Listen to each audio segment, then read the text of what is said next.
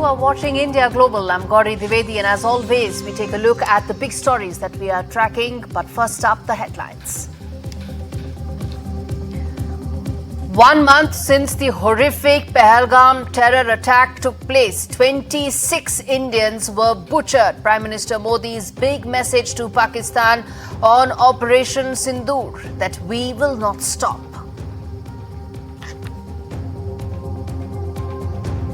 Two Israeli embassy staffers shot dead in Washington. World leaders condemn the depraved act of anti-Semitic terror. We decode how this will impact the war in Gaza and the overall attitude towards Benjamin Netanyahu. India-US bilateral trade deal gains some momentum as government sources say that the trade deal, at least the first phase of it, could be signed as early as 8th of July when the 90-day reprieve comes to an end.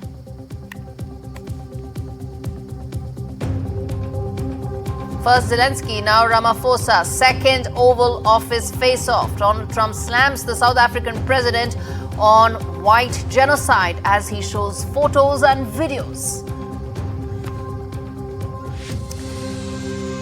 And an NDTV World exclusive with Banu Mushtaq, the International Booker Prize winner, on her historic triumph and her message for women across the world.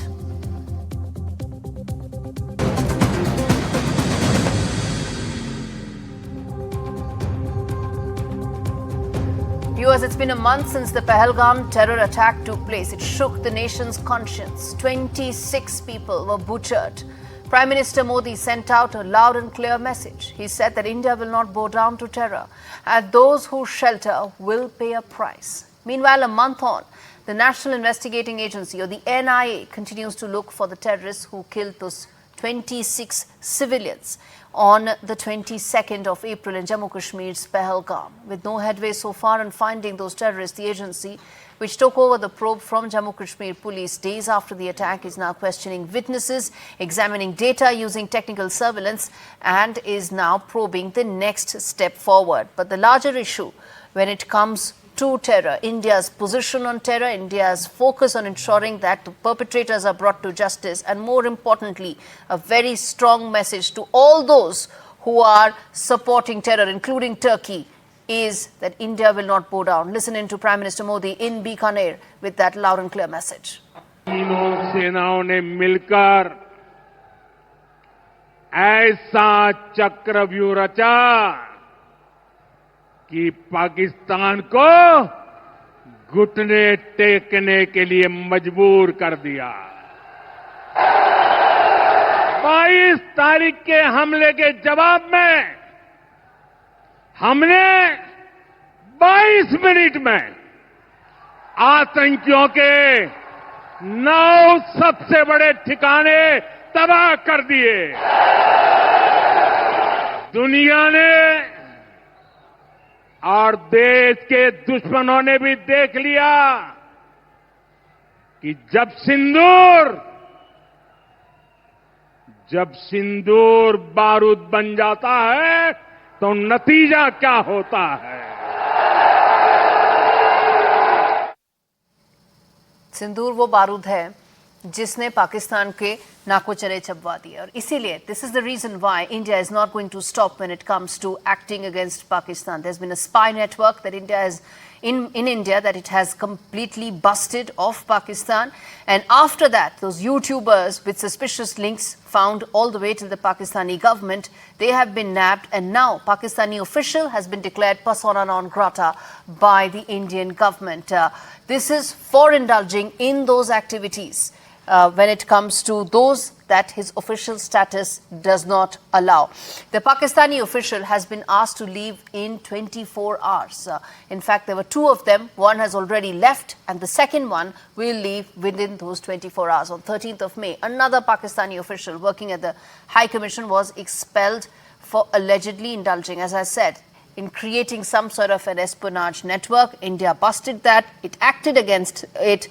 Some of those YouTubers have been picked up. Questioning will take place. What happens next in terms of India acting against any of these vested interests? I have Soumya Avasthi, who's a fellow at the ORF and a counter-terrorism expert, joining me to talk more on this. Soumya, you study the Pakistani model of mainstreaming terrorism. You had the defense ministers talking about it on global media. I want to understand from you that as India looks to crack down on terror, what should be its next steps to combat the cross-border terrorism that's coming in from Pakistan?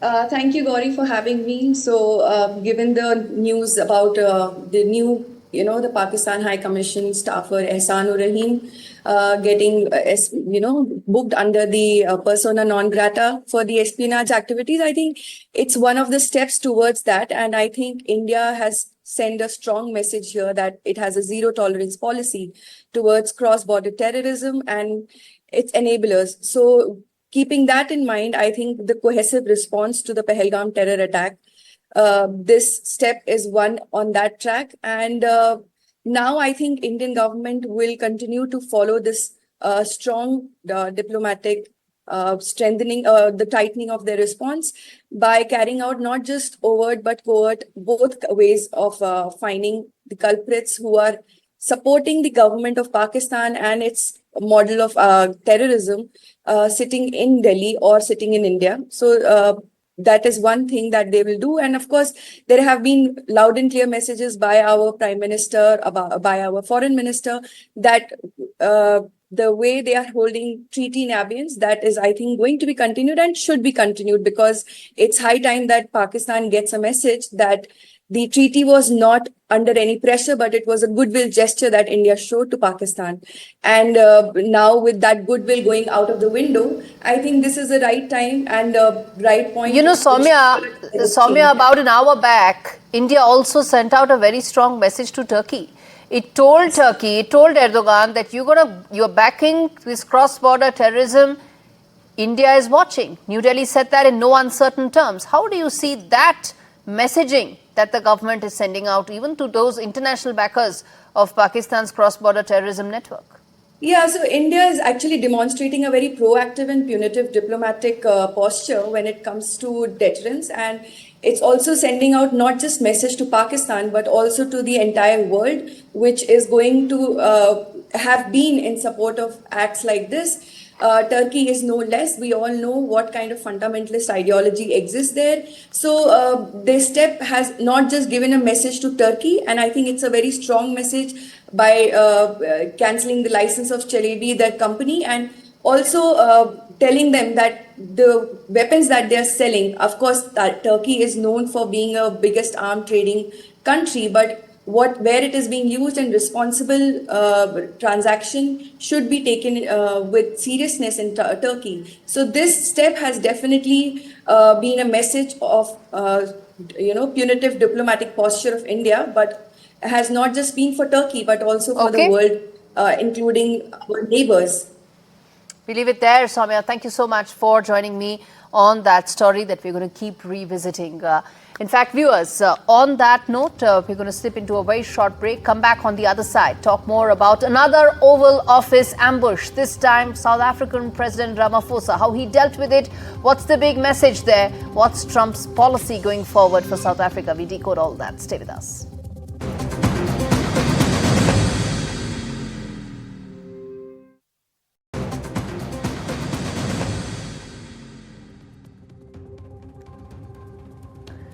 We now turn our attention to the Oval Office, where another day, another ambush. That's how it unfolded, where US President Donald Trump used his Oval Office meeting to confront South Africa's president over what he said were important claims against whites in South Africa being treated badly. Trump ordered aides to lower the lights in the room, and there was a video that was played as evidence showing violence against white Afrikaners. The meeting was seen as high risk for Ramaphosa, who was hoping for some sort of a reset in terms of ties with Washington. But he survived what could have been much more serious blow, is what many people say, as far as how this meeting turned out to be. As per analysts, the testy exchange was a reminder of how another White House showdown looked like, that was between Trump and Zelensky not so far back in time. It seems that Ramaphosa kept his composure, pushed back as much as he could and did not come out as having lost ground, as it was the case with Zelensky. Before I go further, I want to play out that exchange for our viewers to understand just how tense the mood was in the Oval Office. Listen in. Let me clarify that, because what you saw, the speeches that were being made, one, that is not government policy. We have a multi-party democracy in South Africa that allows people to express themselves, political parties to adhere to various policies, and in many cases, or in some cases, those policies do not go along with government policy. Our government policy is completely against what he was saying, even in the parliament. And they're a small minority party, which is allowed to exist in terms of our constitution. But you do allow them to take land. No. You do allow them to take land. Nobody can take land. And then when they take the land, they kill the white farmer. And when they kill the white farmer, nothing happens to them. No, there is Nothing happens to There them. is criminality in our country. People who do get killed, unfortunately, through criminal activity, are not only white people. Majority of them are black people. And we have now The been farmers are utilized. black. The farmers are not black. We I don't now- say that's good or bad, but the farmers are not black. And the people that are being killed in large numbers, and you saw all those grave sites. All right, you heard how it was really coming out as far as that exchange is concerned, which is why I want to put forth first the big questions, and then we get in both David K. Johnston's and Mr. Jaksic on this. First up, are Trump's white genocide claims credible? He said that. He said that on several occasions, and that's what the video and photo evidence was all about. Can Johannesburg, actually reset its ties with Washington at a time when there is so much of a right-leaning taking place in the Trump administration? Is war of words essentially the future of diplomacy, at least in the Oval Office? That's what it looks like. And lastly, as far as Ramaphosa ambush is concerned, is it essentially Zelensky 2.0? And how will that pave the way for the relationship to go on? And Mr. Johnston, let me start with you. How do you see that testy exchange, and what do you make of the US-South Africa relationship from here on? Well, I thought President Ramaphosa stood up much better to Donald Trump than Zelensky. He clearly was prepared. The 1,000 crosses on graves, that was just a demonstration, symbolic. There were no graves at that location. It was years ago. There was one picture shown on the screen. It was from the Congo. And the politician that Trump had in the video is a minor character from a minor party who was expelled from the parliament in South Africa. But this is typical of how Donald does things. He's not well informed, and people around him lie as they did in this video. So I think President Ramaphosa stood up to Trump quite well. Of course, South Africa is not one of the countries like India and Qatar that Donald Trump is getting money from. And Donald has said publicly many times he likes people who put money in his pocket. And you will see there was a little dig by President Ramaphosa if you watch the full video, where he says, "I wish I had a plane to give you," referring to the gift from Qatar. Qatar, yes, indeed. And Nella, come in there. How do you read the testy exchange, and what do you make of the future of the bilateral relationship from here on? Well, first, I would like to comment on the genocide claims. I believe when it comes to any kind of genocide issues, it's extremely hard to discern the validity of the same, especially because of the sensitivity of the nature and the geopolitical situation at stake. Each country has its own version of the genocide narrative, and the truth becomes blurred in situations like this. So without discerning detailed evidence, not based solely on just one video or claim of a specific group or even the specific administration, we cannot really have a concrete answer. We must look at South Africa's history. in order to come to specific answers. I mean, we know in the past it was an apartheid country.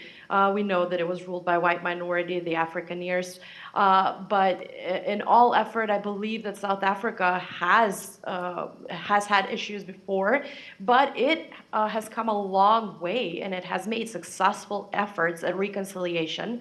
So therefore, I think this hasty exchange, we cannot really discern a specific answer whether these claims can be true or not. It just kind of showcases the strategy of the American administration to put leaders on the spot. So the leaders are being put on the spot as far as Oval Office is concerned for the world to see. And I think that's the future of American diplomacy, at least under Donald Trump. Is that how you see it, Mr. Johnston? Oh, absolutely. This is to Donald like his quote-unquote reality television show. You'll notice the set is exactly the same as when Zelensky was there.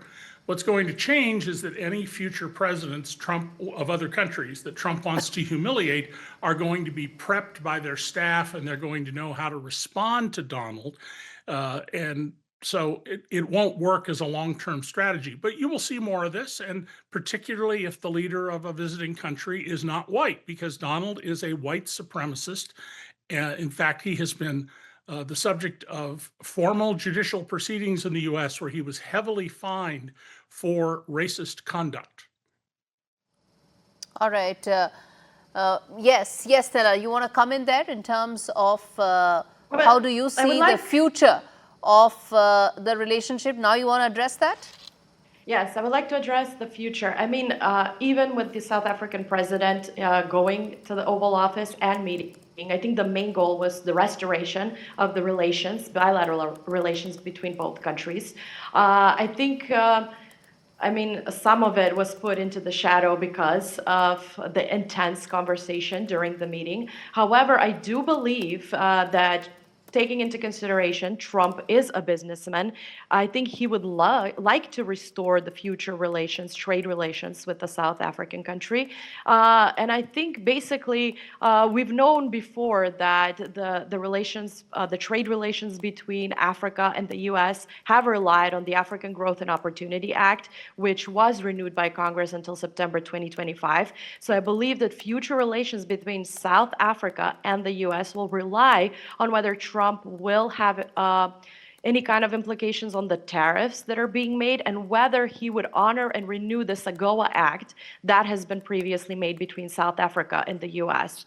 So whether this agreement, which kind of guarantees that sub-Saharan African countries will have duty-free access to the US market, has now been threatened with the recent tariffs of Trump, and whether Trump will honor this or will continue to impose like the 30% tariff that he had before on South Africa remains to be seen. But I do believe there is a future between the relations of South Africa and Trump. This is just a political strategy, as I said before, to putting leaders on the spot. But if we can learn something from the Zelensky meeting, is that after he was put on that spot and asked for more accountability, later the minerals deal was signed with the US and Ukraine. So maybe that can be one way of looking forward to the relationship between South Africa and the US, that maybe some kind of a deal will actually come after this meeting, because even the South African president was hopeful, and he said the meeting was in a way successful.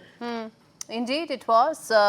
It didn't have any of the optics that the Zelensky meeting had. And I'm going to wrap this up. Thank you so much, both of you, for joining me on India Global.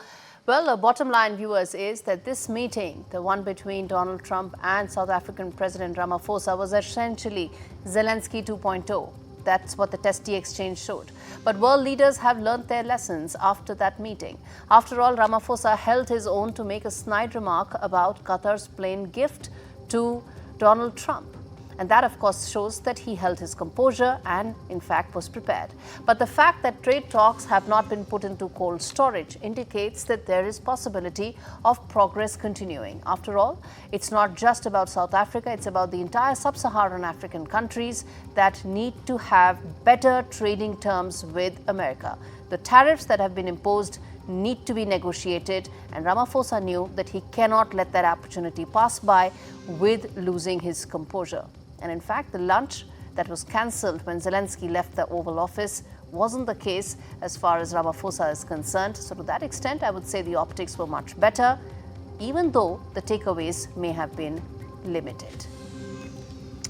All right, on that note, it's time to now take a look at the other big story that we are tracking, which is what's unfolding in Washington, D.C., where 2 staff members of the Israeli embassy were shot and killed near the Jewish Museum in an incident that's been described as an act of anti-Semitic terrorism. The suspect, identified as Elias Rodriguez, is a 30-year-old, and in fact, he chanted "Free Palestine." And that tells you exactly what are the kind of ramifications that lie for Jewish citizens anywhere in the world.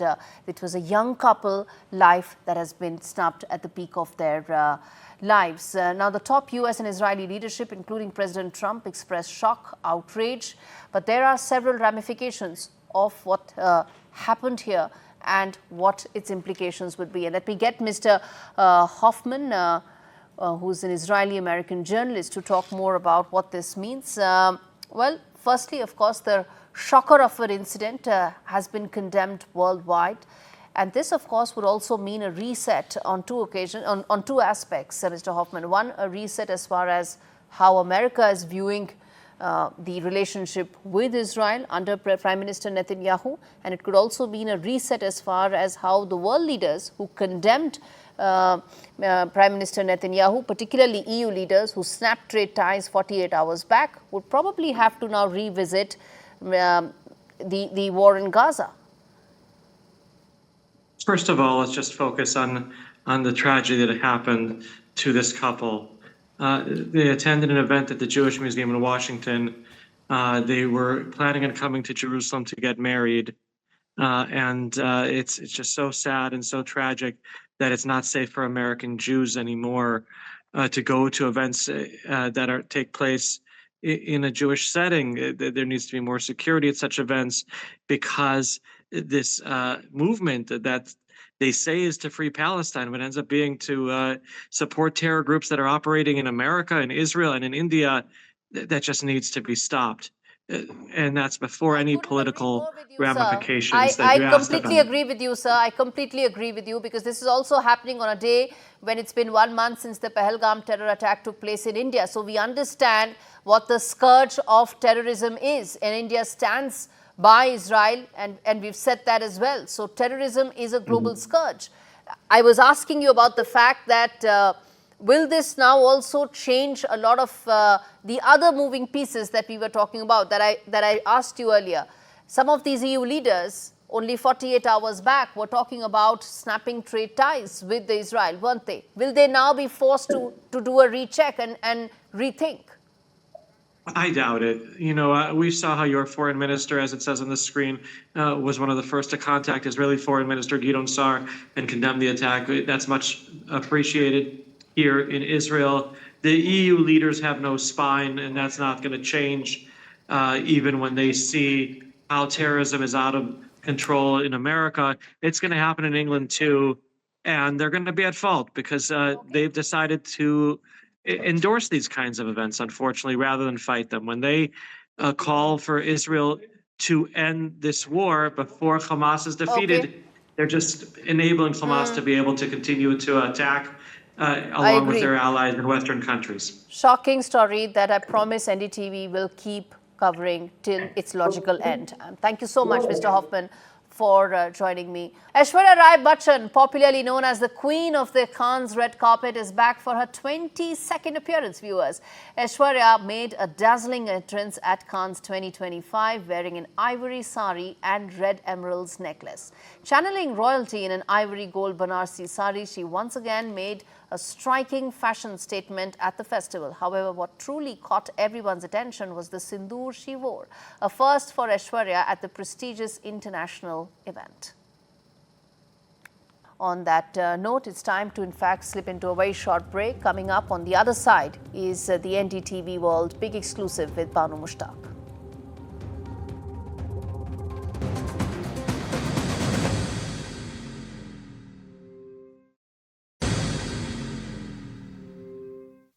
Winner of the International Booker Prize is Pahalgam. by Banu Mushtaq, translated by Deepa Basti. This moment feels like 1,000 fireflies lighting up a single sky. Thank you from the depths of my soul. Thank you. Thank you so much. I don't know what I would have done without you. Thank you, everyone. Banu Mushtaq has become the first Kannada writer to win the coveted International Booker Prize on Tuesday in London. Along with the £50,000 prize pool, she received the honour for her short story collection, Heart Lamp. The book was translated by Deepa Bhashti from Kannada to English. And in fact, Mushtaq will share the prize money with Deepa Bhashti for that. In fact, Mushtaq described this as a collective win of diversity while receiving the award at Tate Modern in London. Heart Lamp was amongst the 6 titles that were shortlisted by the jury, and they described the book as witty, vivid and moving. Banu Mushtaq, who has donned multiple hats throughout her life, displays a collection of 12 short stories in the book that's written between 1990 and 2023. The stories reflect her background as a journalist, as an advocate, while focusing on the indomitable spirit of women fighting for their rights and demanding justice in a patriarchal society. I'm going to first play out the sound bites of Banu Mushtaq and Deepa Bhashti as they took that award, and then we're going to play out that very exclusive conversation that I had with Banu Mushtaq. Stay with us. If I may borrow a phrase from my own culture, this moment feels like 1,000 fireflies lighting up a single sky, brief, brilliant, and utterly collective. To even stand among these extraordinary finalists is an honor to me. I will never forget, and I accept this great honor not as an individual, but as a voice raised in chorus with so many others. I am happy for the entire world, which is full of diversity and inclusiveness. I am happy for myself and my translator, Deepa Bhashti. This is more than a personal achievement. It is an affirmation that we as individuals and as a global community can thrive when we embrace diversity, celebrate our differences, and uplift one another. This book is my love letter to the idea that no story is local, that a tale born under a banyan tree in my village can cast shadows as far as this stage tonight. To every reader who journeyed with me, you have made my Kannada language a shared home. It is a language that sings of resilience and nuance. To write in Kannada is to inherit a legacy of cosmic wonder. The story of the world, if you really think about it, is a history of erasures. It is characterized by the effacement of women's triumphs and the furtive rubbing away of collective memory of how women and those on the many margins of this world live and love. This prize is a small win in a long, ongoing battle against such violences. Elsewhere, there is erasure in the media and people's understanding of works of literature, of translators, and the work we do to bring what would otherwise be unread, uncelebrated texts to new and very different sets of readers. Which is why it is so heartening that the International Booker celebrates and places both writers and writer translators on the same page, so to speak. Thank you first and foremost to the International Booker judges for loving these stories and my translation of them. And what a win this is for my beautiful language. Kannada is one of the oldest languages on earth, and I'm ecstatic that this will hopefully lead to a greater interest in reading and writing and translating more and from the language, and by extension from and into the magical languages we have in South Asia.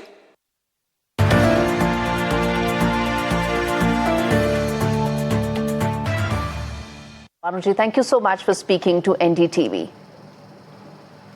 Welcome. Thank you.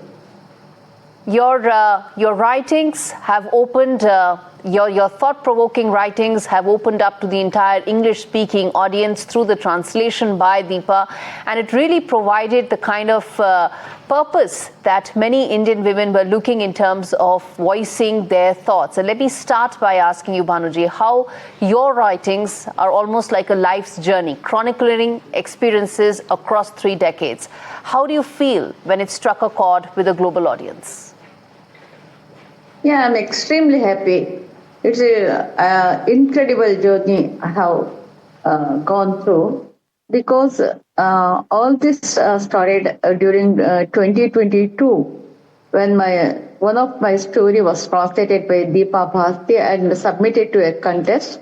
It was once again the same process, long-listed, shortlisted, and it won the contest. The part of the package was one complete book of that author would be published in English. So afterwards, we could not stop the process. It went on, and it has landed in the Booker Prize Award. Indeed. Your writings, many feel, are actually a reflection of your personal experiences, isn't it? Of many women in Muslim societies, in patriarchal societies in India. What do you think the global English-speaking audience found most compelling in these experiences, in these stories? Yeah, global English audience, they were highly impressed by this characterization, the fiction, and the way of storytelling. They are impressed even by the style. They say it starts in an innocent way and gives an abrupt shock during the course of the story.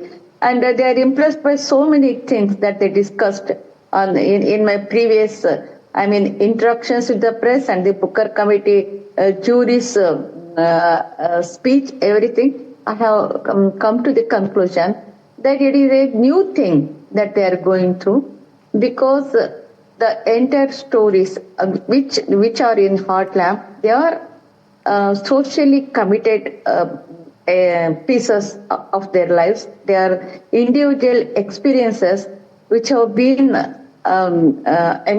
documented by me, but it's not a real, it is not only the real stories, they are not only the real experiences, but also it has grown in mind in a fiction, and it has come to this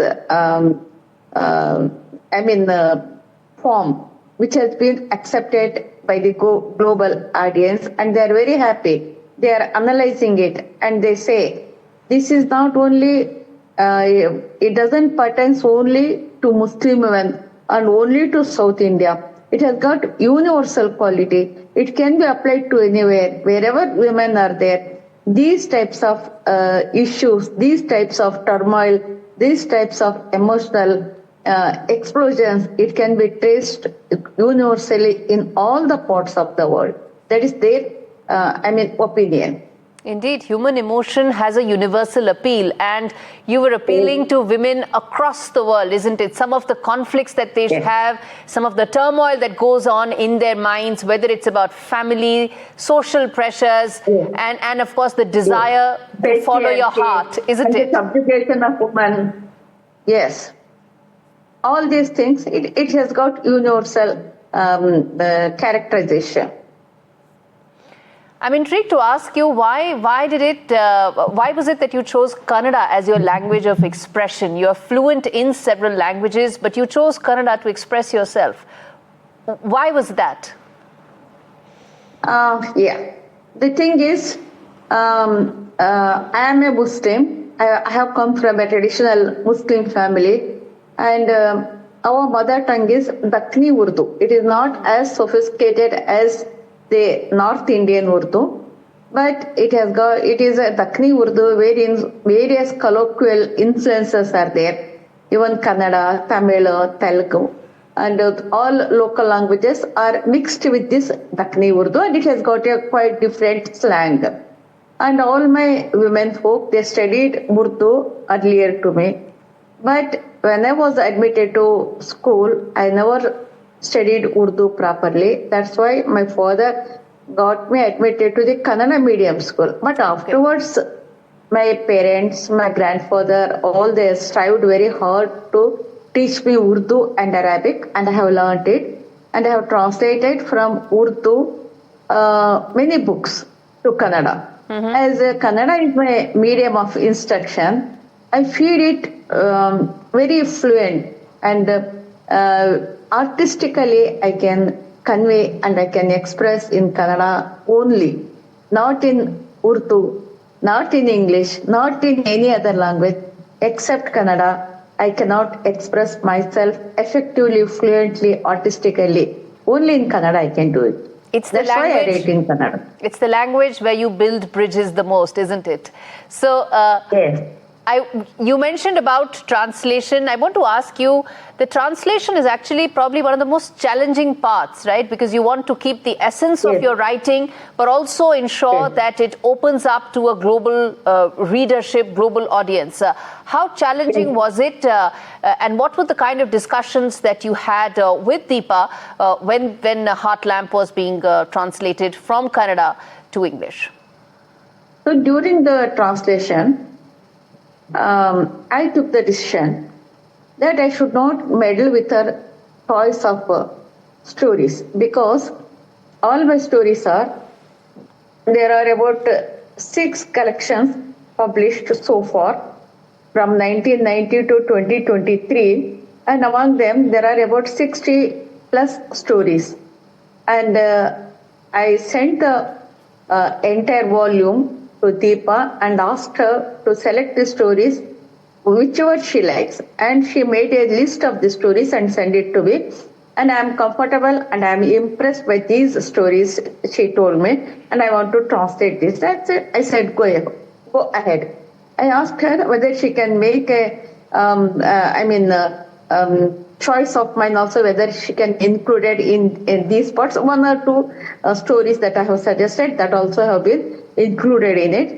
But I would like to say it is mostly the Deepa's choice prevails there. And she did it, though she is Kannada of Deepa's area and my area. It varies a lot, even in accent and in the local dialects must be different. Local dialects must be different from Shivamogga and from Kodagu, where she is. Yeah. Yes. Even then, and she's also well versed with Urdu words and English. Though she's known she has known English, but she also tried her level best to know that I have used a lot of Urdu words, because some of the stories are from the Muslim background. So I use namaz, asar, isha, janaza, masjid, all these things, they come as a natural and organic way in my stories. And Deepa, she mentioned them as it is. She retained that original essence in the translation also.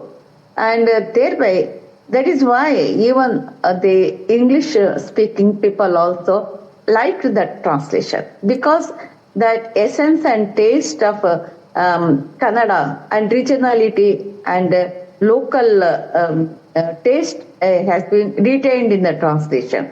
That is also one of the reasons. Indeed. It's actually a very challenging part to be true to the author and also true to the story as well as the audience. So it's a challenging task, which brings me then to also ask you about one thing, that how do you see your award, this recognition, acting as a catalyst in terms of promoting more regional literature from India?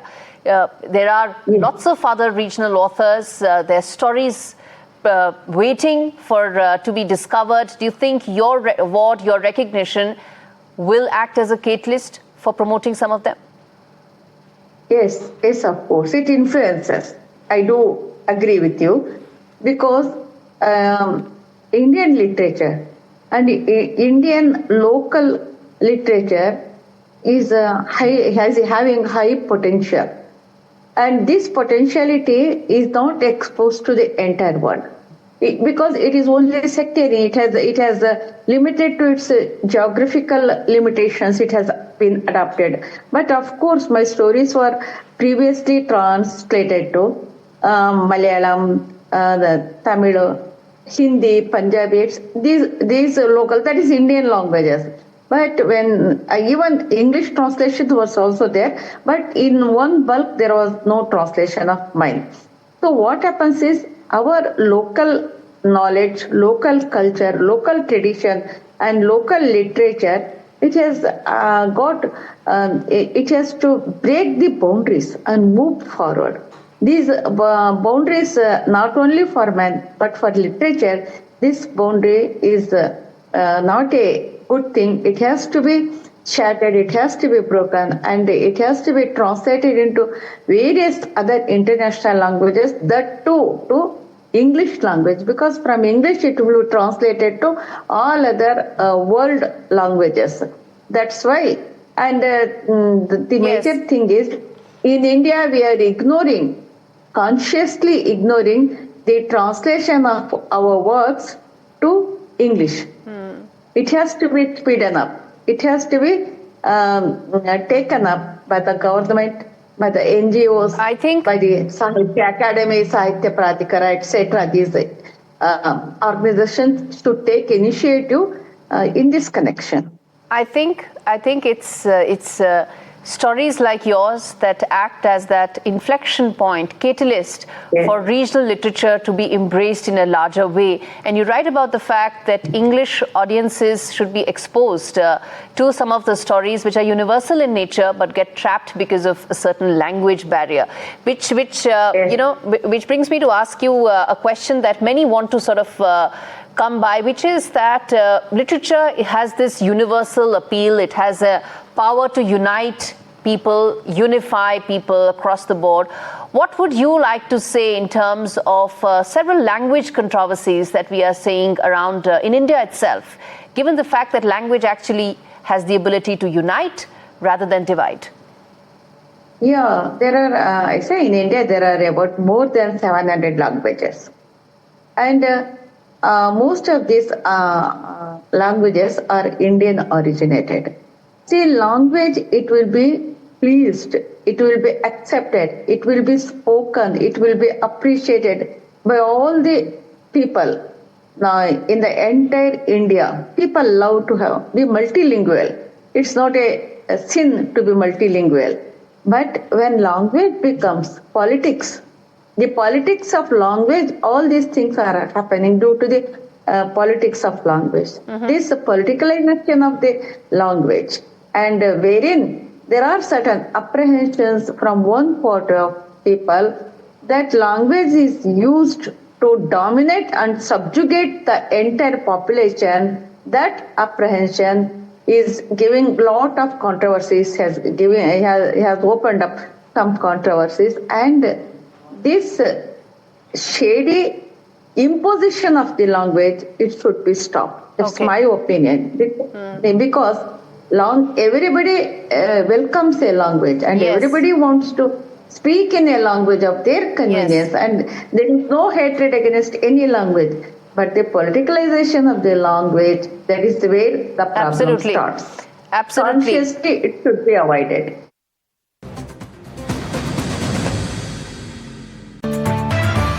My last question is exactly what we started this conversation with, which is about women's stories, women's experiences. What is your message to all the millions of women who've read your stories, who are watching this right now, your message to all those women struggling with several of those life experiences that you've chronicled, that you've documented in your stories? Yes, I say to all my sisters, though in the course of time we are accused that we are talkative, we are backbiting, we pull each other's legs, and we are incompetent. All these names are named against us. I say, be conscious about things. These things are kind only, it's a political act. These things are kind only to, subjugate, as a weapon to subjugate it. I say we are not that bad, we are good, and I want all my sisters to get hand-holding and to, propagate sisterhood that will give very positive results, and we can celebrate that also. But diversity is there, I do agree. Let us celebrate our diversity also. All right, we leave it there. Banu Mushtaq, thank you so much for speaking to me after that historic recognition of your work, of your writings, and I hope it opens the floodgates to more regional literature from India being recognized across the board. Thank you so much for speaking to NDTV. Thank you.